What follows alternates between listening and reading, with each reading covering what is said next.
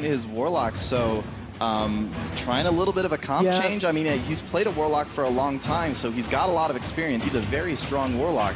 It's going to be interesting to see what he's able to do here. All right, so we're going to follow Zuniaki right from the start, you know, putting out that Fear Ward on to Minpyoke so that he's going to negate the first Fear. As you see the Mushroom coming down, that's actually been a big point of contention between the players when we were watching out back, is that we were saying that they need to kill that Mushroom a lot more. It's so much healing, and the difference between a powered up Mushroom and a non-powered up Mushroom is like 50k versus like 800k. Just a massive amount of differences. We do see a Paralyze coming out right at the beginning.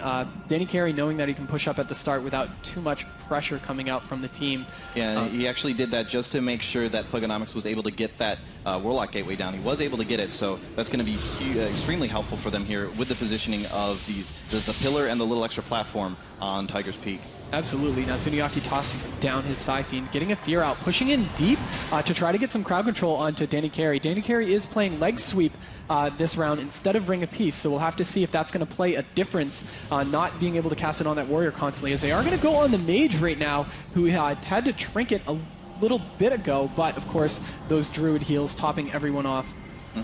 Yeah, and like you said, playing Ring of Peace makes sense, or not playing Ring of Peace makes sense when you don't have the Warrior to constantly be casting it on, but going for Leg Sweep instead, obviously there really isn't a much better choice at that point, but it does mean that in order to use it, he is going to have to get back in there to melee again, like we were just talking, and expose himself to potential CC chains, to potential damage. It is very dangerous to actually use that.